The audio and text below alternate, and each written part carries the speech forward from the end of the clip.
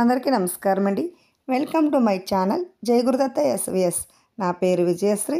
ఈరోజు చందమామ కథల్లో రాక్షసుడి దుకాణం అనే చక్కని చందమామ కథ నుండి విందాం. చందమామ కథలను వినాలనుకుంటే ఫస్ట్ మా ఛానల్ని సబ్స్క్రైబ్ చేసుకోండి. ఇప్పుడు రాక్షసుడి దుకాణం అనే కథను విందాం. ఒకానొకప్పుడు రాక్షస రాజ్యంలో ధర్మనందుడు అనే రాక్షసుడు ఉండేవాడు.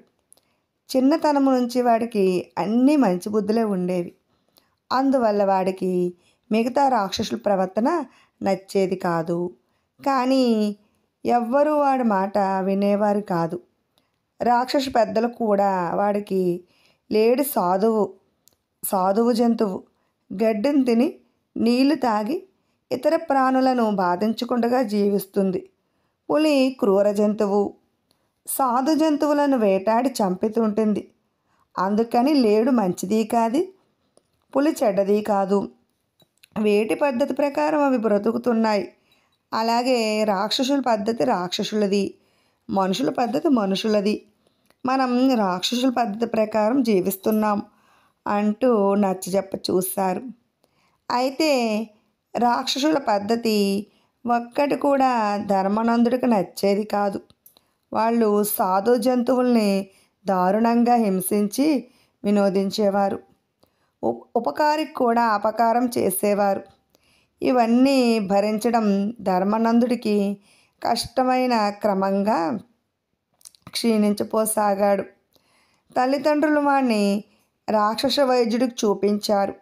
ఆయన వాడిని ఎన్నో ప్రశ్నలు అడిగి, నీవు రాక్షస కులంలో తప్పు పుట్టావు, నీ జబ్బు మానసికం, కొన్నాళ్ళు మనుషుల రాజ్యానికి వెళ్ళి ఉండు, ఉన్నంతకాలం నెలకొక మనిషినైనా తింటూ ఉండాలి, ఎప్పుడు మన రాజ్యానికి తిరిగి రావాలనిపిస్తే అప్పుడు నీకు జబ్బు తగ్గినట్లు అని చెప్పాడు.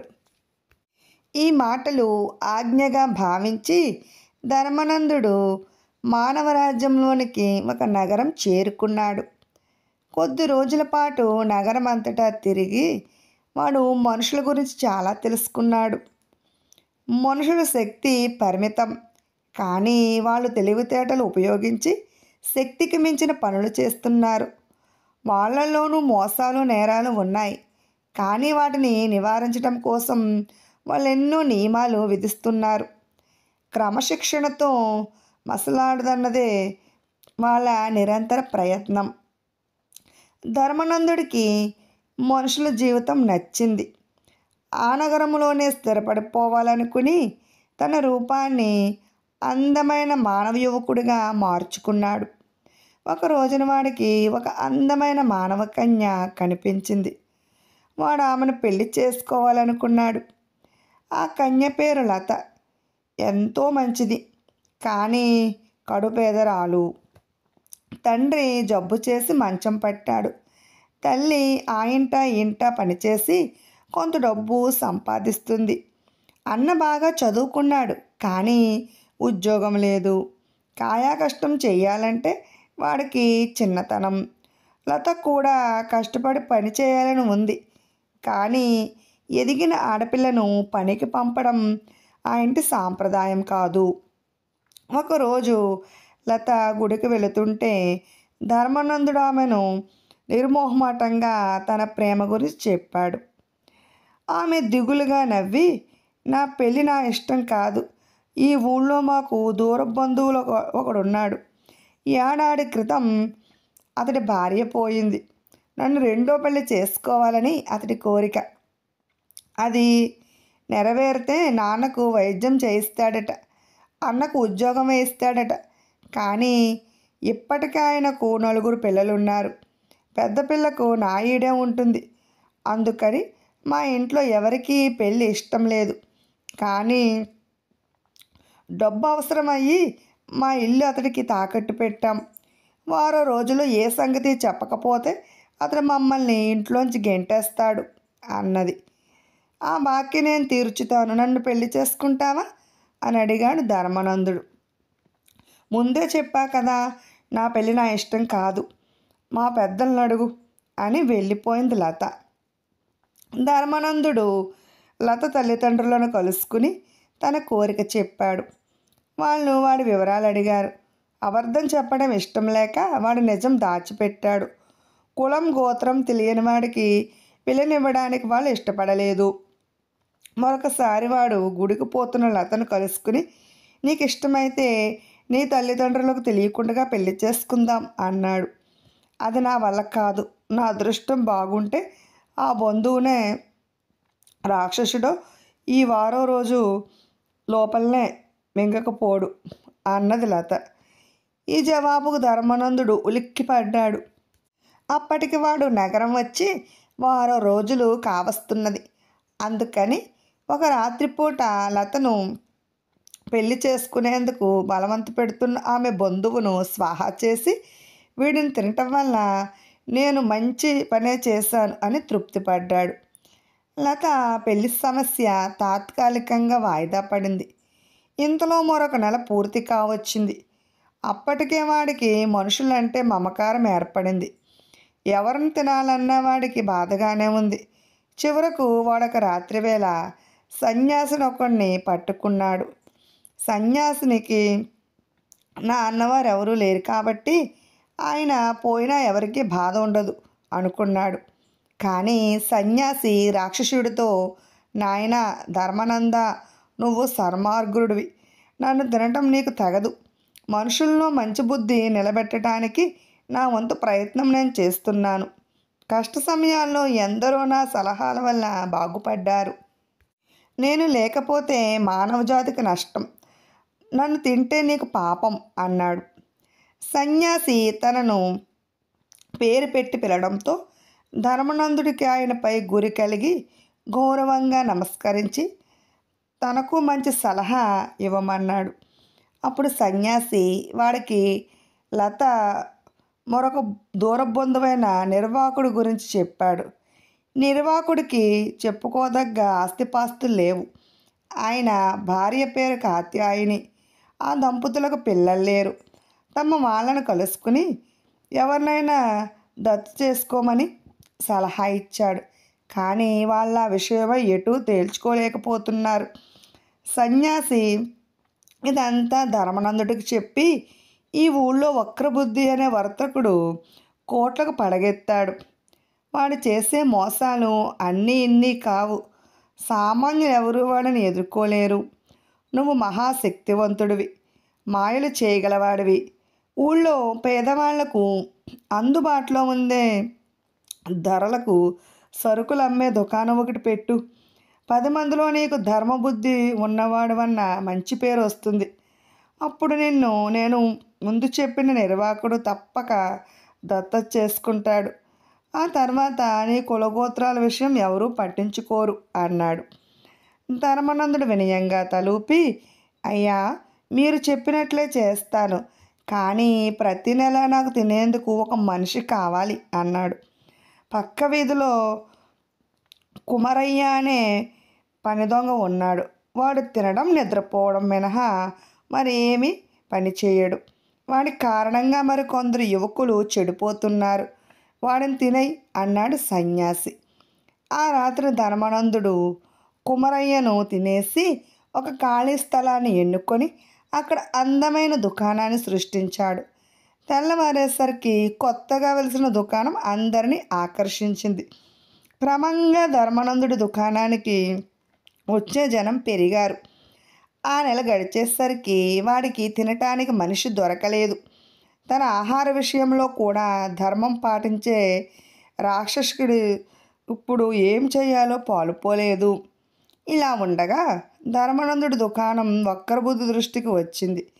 ఆ దుకాణంలో వ్యాపారం రోజురోజుకు పెరుగుతూ ఉండడం చూసి వాడు వారవలేకపోయాడు. వాడు ధర్మానందుడిని చంపటానికి గజబలుడనే మల్లుణ్ణి పంపాడు. వాడికి నగరంలో ఎదురులేదు.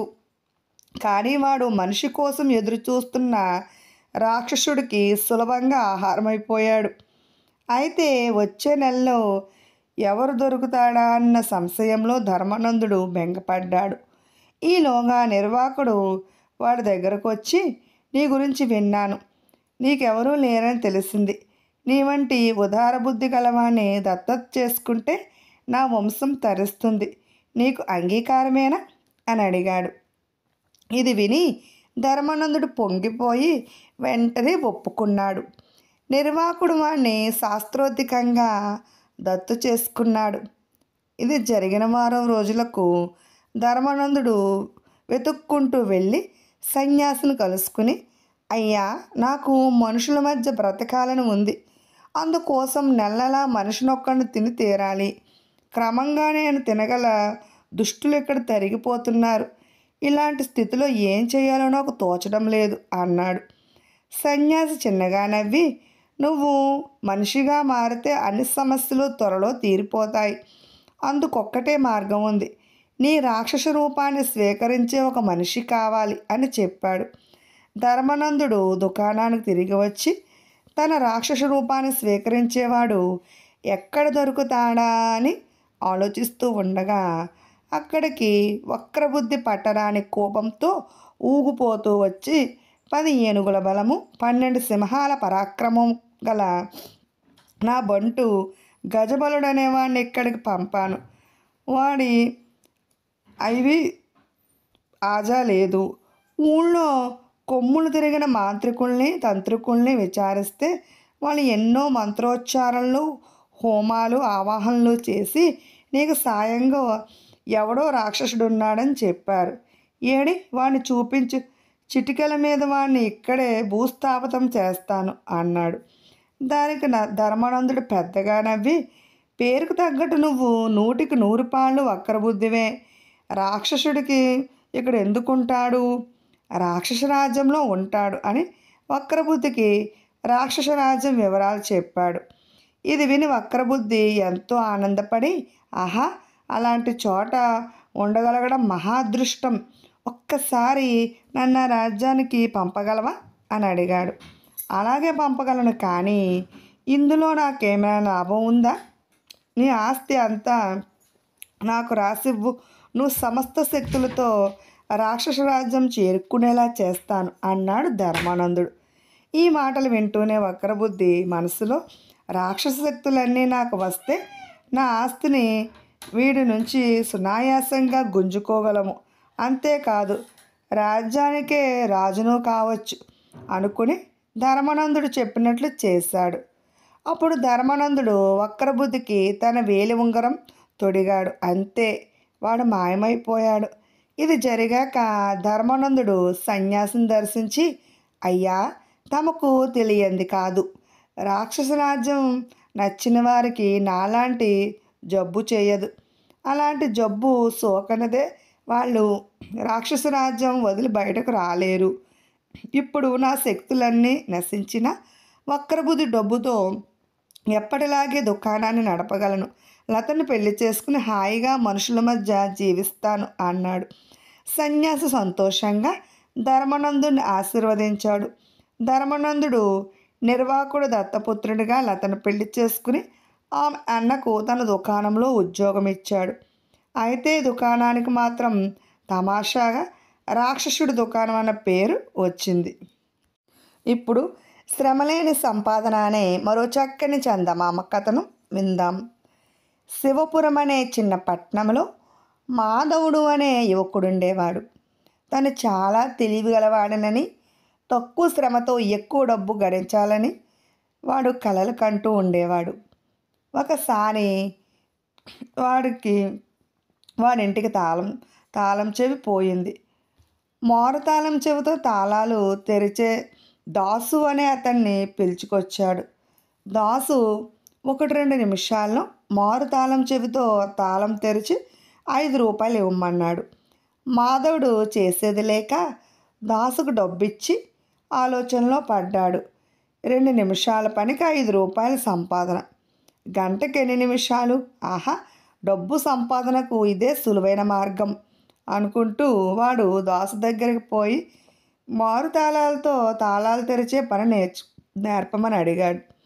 దాసు ఇందుకు సరేనని మాధవుని శిష్యుడిగా చేర్చుకుని 2 నెలల్లో తన విద్య అంతా వాడికి నేర్పి, మాధవ, ఈ వృత్తిలో ఉన్న కష్టాలు అన్నీ కావు, జాగ్రత్త అని హెచ్చరించి పంపాడు. 4 నెలల పాటు మాధవుడు తను నేర్చిన విద్యలో బాగానే సంపాదించాడు. తర్వాత ఒకనాటి రాత్రి ఇద్దరు మనుషులు వాడి దగ్గరకు వచ్చి, మా భవంతి తాళం చెవి పోయింది, కాస్త వచ్చి నీ దగ్గరున్న మారు తాళాలతో తాళం తీయి, ఇదిగో ఈ 10 రూపాయలు ఉంచు అంటూ వాడికి 10 రూపాయలు ఇచ్చారు. మాధవుడు ఉత్సాహంగా వాళ్ళ వెంట వెళ్ళి వాళ్ళు చెప్పిన భవంతి ముఖద్వారపు తాళం తెరిచాడు. ఆ సమయంలో అటుగా వచ్చిన కాపలాభటులు అనుమానం కొద్దీ వాళ్ళ దగ్గరకు వచ్చి వాళ్ళల్లో 2 గజ దొంగలను గుర్తించి వాళ్ళతో పాటు మాధవుని కూడా కొత్త వాళ్ళ దగ్గరకు లాక్కుపోయారు. మాధవుడు కొత్త వాళ్ళకు జరిగిన సంగతి చెప్పాడు. కొత్త వాళ్ళు వాడి కేసి గుడ్లు నిమిరి, ఒరేయ్, ఎవరు దొంగలో ఎవరు ఇంటి యజమానో తెలుసుకోలేనంత మూర్ఖుడివి, నువ్వు ఈ వృత్తికి పనికిరావు అని భటుల చేత 10 కొరడాల దెబ్బలు కొట్టించి తరిమేశాడు. ఇప్పుడు సుమనస్పతి దేశభక్తి అనే మరో చక్కని చందమామ కథను విందాం. పట్టు వదలని విక్రమార్కుడు చెట్టు వద్దకు తిరిగి వెళ్ళి చెట్టుపై నుంచి శవాన్ని దించి భుజాన వేసుకుని ఎప్పటిలాగే మౌనంగా శ్మశానం కేసి నడవసాగాడు. అప్పుడు శవంలోని బేతాళుడు, రాజా, భీతి గొలిపే ఈ శ్మశానంలో అర్ధరాత్రి వేళ కఠోరమైన ఎన్నో శ్రమలు కోర్చి నువ్వు సాధించదలిచింది ఏమిటో నాకు అంతు చిక్కడం లేదు. ఇది స్వబుద్ధితో నీ మేలు కోసం చేస్తున్న కార్యం కాక నువ్వు గొప్పగా గౌరవించే మరెవరో ఒకరి స్వార్థం కోసం పడుతున్న శ్రమ అన్న శంక నాకు కలుగుతున్నది. ఒక దేశానికి రాజువైన నువ్వు వివేకి, లోకజ్ఞుడివి అయి ఉంటే ఉన్నంత దాంట్లో నాకు ఎలాంటి సందేహము లేదు. కానీ లోకంలో ఒక్కొక్కసారి మహాజ్ఞానులు, ఎంతో వివేకవంతులు అయిన వాళ్ళు కూడా ఏ క్షణికమైన మానసిక బలహీనత వలన తమ జ్ఞానాన్ని, వివేకాన్ని కళంకితం చేసుకుంటారు. ఇందుకు ఉదాహరణగా సుమనస్పతి అనే ఒక రాజగురువు కథ చెబుతాను, శ్రమ తెలియకుండా విను అంటూ ఇలా చెప్పసాగాడు. శ్వేతద్వీపాన్ని పాలిస్తున్న రాజుకు లేక లేక ఒక కొడుకు పుట్టాడు. వాడిని అపురూపంగా చూసుకుంటూ ఉండేవారు రాజదంపతులు. రాజకుమారుడు తన 6వ పుట్టినరోజు పండుగ ఒక రోజున తోటలో ఆడుకోవడానికి వెళ్ళి మళ్ళీ కనిపించలేదు. భటులు ఎంత గాలించినప్పటికీ వాడికి జాడ తెలియరాలేదు. శ్వేతద్వీపానికి పొరుగునే ఉన్న దేశం హరితద్వీపం. చాలా కాలంగా ఆ 2 దేశాల మధ్య వైరం ఉన్నది. అయితే 2 దేశాల బలాలు ఇంచుమించు ఒకటే కావడంతో ఒక దేశం మరొక దేశాన్ని కబలించే ప్రయత్నం చెయ్యలేదు. తన కుమారుడు కనిపించకుండా పోగానే రాజు మొట్టమొదటిగా అనుమానించింది హరితద్వీప రాజునే. ఆయన అనుమానాన్ని బలపరుస్తున్నట్టు ఆ మరనాడే ఆ దేశపు రాజగురువు సుమనస్పతి శ్వేతద్వీప సముద్ర తీరంలో పట్టుపడ్డాడు. సుమనస్పతి జ్ఞాని, వివేకి. అతడు అనేక లౌకిక విద్యల్లోనే కాక తాంత్రిక శాస్త్రజ్ఞానంలో కూడా అందవేసిన చేయి. పశుపక్షాదుల భాషలు, వాటి ప్రవర్తన తీరు అతడికి కరతలావకలం. హరితద్వీపం రాకుమారుడి యువరాజు పట్టాభిషేకం సరిగా 6 నెలల్లో జరగనున్నది. సుమనస్పతి దానికి సంబంధించిన ఆహ్వాన పత్రికను మిత్రరాజ్యాల రాజులకు స్వయంగా ఇచ్చేందుకు బయలుదేరి తానున్న ఓడ తుఫాన్లో చిక్కుకోవడంతో శ్వేతద్వీప సముద్ర తీరాన్ని చేరాడు. శ్వేతద్వీప రాజు సుమనస్పతిని అనేక విధాలుగా ప్రశ్నించి అతడికి తన కుమారుడు కనిపించకుండా పోయిన సంగతి తెలియదని గ్రహించాడు. అయినా రాజు అతన్ని స్వేచ్ఛగా వదలకుండగా సకల విద్యా పరాంగతుడు కనుక రాజకుమారుడు ఏమైనది తెలుసుకునే బాధ్యతను అతడికి అప్పగించాడు. రాజకుమారుడు ఎక్కడ ఉన్నది తెలుసుకోవడం ఎలా సాధ్యమో సుమనస్పతికి అర్థం కాలేదు. అయితే ఆ కార్యం సాధించితే తప్ప, లేకపోతే తను ఇక్కడే అసంతృప్తుడిగా ఉండిపోవలసి వస్తుంది. ఏమి చేయడమా అని అతడు ఆలోచిస్తూ కోట బురుజు మీద తిరుగుతూ ఉండగా ఒక పెద్ద రాబందు సముద్రం వైపు నుంచి కోటకేసి రాసాగింది. సుమనస్పతి దాని కేసు చూస్తూ చూపుడు వేలును పైకెత్తి గాలిలో తిప్పుతూ మందర ఉచ్చస్థాయిలో ఒక అర నిమిషం పాటు ఈలవేశాడు.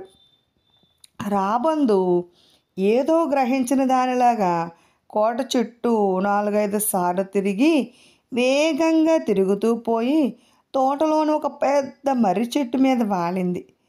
ఆ మరుక్షణం చెట్టు కొమ్మల్లో పక్షులు కలకలారావం ప్రారంభమైనది.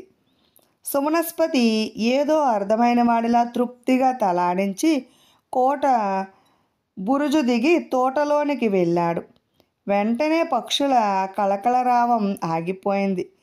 మర్రి చెట్టు కొమ్మల్లో గూడు కొడుతున్న ఒక గోరువంక సుమనస్పతి కేసి ఎగిరి వచ్చి కిలకిలమంటూ పోయి చెట్టు బోదలో ఉన్న ఒక పెద్ద తొర్ర అంచున వాలి కీచ్ కీచుమంటూ అరవసాగింది. అది చూసి సుమనస్పతి పట్టరాని సంతోషంతో పెద్దగా చప్పట్లు చరిచి చెట్టు తొర్ర వద్దకు వెళ్ళాడు. ఆ చెట్టు తొర్ర బయటకి కనిపించడం చేత చిన్నది కాదు, చూడటానికి చిన్నగా ఉన్న అది మాత్రం చిన్నది కాదనమాట. ఒక మనిషి కాళ్ళ మీద పాకుతూ దానిలో ప్రవేశించవచ్చు. అయితే త్వరలోని చాలా భాగాన్ని అక్కడ చెట్టు పాదములో మొలిచిన కొన్ని పిచ్చి మొక్కలు చాలా వరకు కప్పివేశాయి.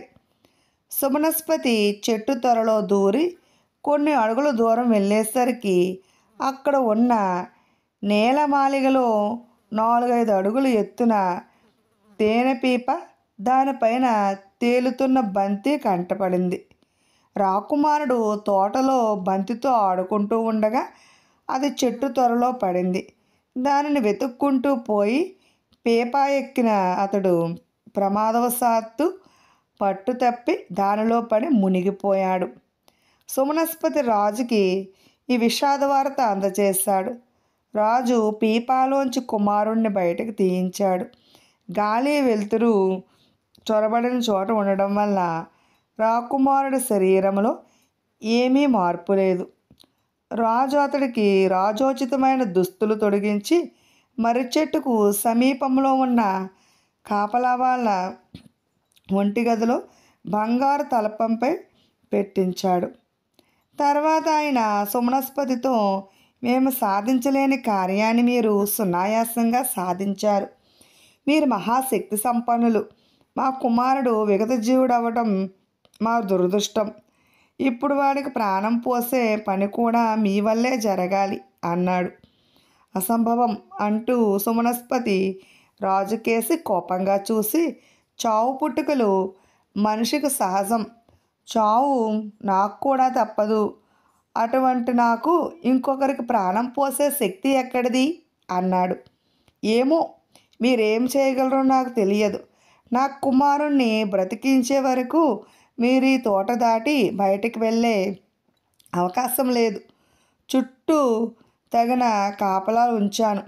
ఒకవేళ మీరు పారిపోయే ప్రయత్నం చేస్తే మాత్రం మా కుమారుడున్న ఒంటిగది గృహంలోనే బందీని చేయగలను అని రాజు అక్కడి నుంచి వెళ్ళిపోయాడు.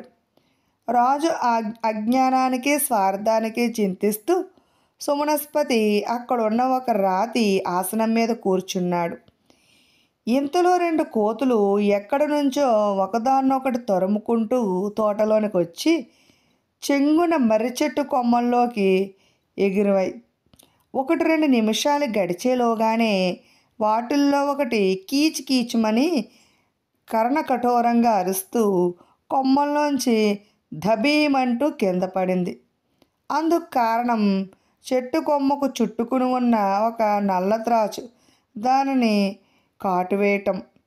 ఇంతలో రెండో కోతి కొమ్మల్లోంచి కిందకి దిగి కదలా మెదలక పడి ఉన్న తోటి కోతిని పరీక్షించి తల ఎత్తి కొమ్మల్లో ఉన్న త్రాచుపాము కేసి పళ్ళు కొరుకుతూ చూస్తూ చేతులను నేల మీద గట్టిగా దాటించి కుప్పించి ఎగిరి బాణవేగంతో అక్కడి నుంచి పరిగెత్తింది. ఇదంతా గమనిస్తున్న సుమనస్పతి పెదాల మీద చిరునవ్వు తాండవించింది. అతడు ఆసనం మీద నుంచి లేచి అటూ ఇటూ పచారులు చేయసాగాడు. ఒక గంట గడిచే అంతలో ఎక్కడికో పోయిన కోతి గెంతుతూ పాము కాటుకు గురైన కోతి దగ్గరకు వచ్చింది. ఇప్పుడు దాని చేతిలో చిన్న పాముల మెలికలు తిరిగి ఉన్న 5-6 అంగుళాల మూలిక ఒకటి ఉన్నది. కోతి దాన్ని స్పృహ లేకుండా పడి ఉన్న తోటికోటి తలపై పెట్టి 3 సార్లు గట్టిగా ఊదింది. వెంటనే కోతి కళ్ళు తెరిచి ఒళ్ళు విదిలించుకుంటూ లేచి నిలబడింది. అదే సమయంలో సుమనస్పతి వాటిని సమీపిస్తూ చిన్నగా చిటిక వేసి గట్టిగా హూంకరిస్తూ చేయి చాపాడు. కోతులు ముఖముఖాలు చూసుకుని వణికిపోతూ మూలికను అతడి చేతిలో పెట్టి మధ్య మధ్య తిరిగి చూస్తూ అక్కడి నుండి వెళ్ళిపోయాయి. సుమనస్పతి ఆ మూలికను రాకుమారుడి శిరస్సుపై ఉంచి 3 సార్లు గట్టిగా ఊదాడు. మరుక్షణం రాకుమారుడు నిద్ర నుంచి మేలుకొన్నవాడిలా లేచి కూర్చున్నాడు. సుమనస్పతి ఈ శుభవార్తను రాజుకు అందచేయవలసిందిగా కాపలాభటులకు చెప్పాడు. ఈ వార్త వింటూనే రాజు రాణి పరమానందభరితులై తోటలోకి వచ్చి తమ కుమారుణ్ణి కౌగిలించుకున్నారు. రాజు అప్పటికప్పుడే సుమనస్పతికి అంతులేని ధనం ఇచ్చి ఘనంగా సత్కరించాడు. అప్పుడు సుమనస్పతి రాజుతో, ప్రభు, నాకు కావలసింది ధనం కాదు, దయచేసి నన్ను వెంటనే మా దేశానికి పంపే ఏర్పాట్లు చేయండి. నా భార్యా బిడ్డలను బంధుమిత్రులను చూడాలని తహతహలాడుతున్నాను అన్నాడు. ఇందుకు రాజు అనంగీకార సూచకంగా తలాడించి, మీ ప్రయాణం అంత త్వరలో సాధ్యపడేది కాదు. రాకుమారుడు ఎక్కడ ఉన్నది కొనుక్కున్నది మీరే, ప్రాణదానం చేసినది మీరే, వాడికి విద్యాబుద్ధులు కూడా మీరే నేర్పాలి. మీకు తెలిసిన విద్యలన్నీ నేర్పి వాడిని మీ అంత వాడిగా చేశాక మిమ్మల్ని మీ దేశానికి పంపే ఏర్పాట్లు చేస్తాను అంటూ సుమనస్పతి జాబు కోసం ఆగకుండా అక్కడి నుంచి వెళ్ళిపోయాడు. ఇది విని సుమనస్పతి తీవ్ర మనస్తాపానికి గురయ్యాడు. అయితే అతడికి రాజాజ్ఞను పాలించడం కన్నా వేరే గత్యంతరం కనిపించలేదు. అతడు రాకుమారుణ్ణి శిష్యుడిగా స్వీకరించి తనకు తెలిసిన విద్యలన్నీ నేర్పసాగాడు. స్వతహాగా తెలివైనవాడు కావడంతో రాకుమారుడు త్వరలోనే విద్యలన్నీ నేర్చుకున్నాడు. తన శిష్యుడు తనంత వాడయ్యాడని నమ్మకం కలిగాక సుమనస్పతి సభలో వాడికి పరీక్ష పెట్టాడు. వాడి మేధాసంపత్తికి అందరూ ఆశ్చర్యపోయారు. రాజు ఎంతో సంతృప్తి చెందాడు. మరునాడే రాజు ఒక ఓడను సుమనస్పతి ప్రయాణం కోసం ఏర్పాటు చేశాడు. ఓడను వెలలేని కానుకలతో నింపాడు. తండ్రితో పాటు వీడ్కోలు ఇవ్వటానికి వచ్చిన రాకుమారుడితో సుమనస్పతి, నాకు తెలిసిన ఒక ముఖ్యమైన మంత్రాన్ని నీకు నేర్పడం మరిచాను. నేను చెప్పబోయే మంత్రాన్ని జపిస్తూ దోసలు నిండుగా నీరు తీసుకుని దానిని నా దోసల్లోకి వదలాలి. ఆ తర్వాత నేనున్న వాడ కనుమరుగయ్యేంత వరకు నువ్వు నోరు మెదపకూడదు అని అతడి చెవిలో ఒక మంత్రం ఉపదేశించాడు. రాకుమారుడు గురువు చెప్పినట్లే చేశాడు. తర్వాత అంతఃపురం చేరుతూనే సుమనస్పతి తనకు ఉపదేశించిన మంత్రం విషయం తండ్రితో చెప్పుదామని నోరు తెరిచాడు. కానీ ఆ మంత్రం జ్ఞాపకం రాలేదు. అంతేకాదు, అతడు సుమనస్పతి వద్ద నేర్చుకున్న అన్ని విద్యలు మర్చిపోయాడు. బేతాళుడి కథ చెప్పి, రాజా, సుమనస్పతి చాలా నీచమైన ప్రవర్తనగా నాకు తోస్తున్నది. శ్వేతద్వీప రాకుమారుడికి ప్రాణదానం చేసి అతడికి విద్యలన్నీ నేర్పినది సుమనస్పతే. కానీ అదే సుమనస్పతి కొత్త మంత్రం నేర్పుతానన్న మిషతో రాకుమారుని మోసగించడం, నేర్పిన విద్యలన్నీ ఎందుకు ఉపసంహరించుకున్నాడు? రాకుమారుడు తనను మించిన శిష్యుడవుతాడన్న అసూయ వలన, లేక భవిష్యత్తులో అతడి వల్ల తనకేదైనా ప్రమాదం రాగలదన్న భయం వలన? మహాజ్ఞాని అయిన సుమనస్పతి ఇలాంటి ప్రవర్తన ద్వారా తన జ్ఞానాన్ని, వివేకాన్ని కళంకితం చేసుకోవడమే అవుతుంది కదా. ఈ సందేహాలకు సమాధానం తెలిసి కూడా చెప్పకపోయావో నీ తల పగిలిపోతుంది అన్నాడు. దానికి విక్రమార్కుడు, హరతద్వీప రాజగురువైన సుమనస్పతికి శ్వేతద్వీప రాకుమారుడి మీద ఎటువంటి అభిమానము ఉండే అవకాశం లేదు.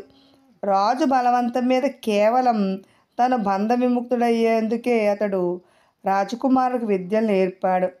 తర్వాత తను స్వేచ్ఛ పొందే క్షణం రాగానే రాకుమారుడు నేర్చిన విద్యలన్నీ మరిచిపోయేలా చేశాడు. రాజగురువుగాను సుమనస్పతి తన దేశ రాకుమారుడికి మాత్రమే విద్యలు నేర్పగలడు. అదే దేశభక్తి చిహ్నం. వాటిని శత్రుదేశపు రాకుమారుడికి నేర్పడం అంటే అది రాజద్రోహం అవుతుంది. వ్యక్తి, కుటుంబం, సమాజం, దేశం అనే వలయాల్లో వ్యక్తిది అతి చిన్న వలయం. దేశం వ్యక్తి కన్నా గొప్పది. తన దేశ శ్రేయస్సును దృష్టిలో ఉంచుకుని సుమనస్పతి చేసిన పనిని తన జ్ఞానాన్ని, వివేకాన్ని కళంకితం చేసుకోవడం అనడం హేతువిరుద్ధమైనది అన్నాడు.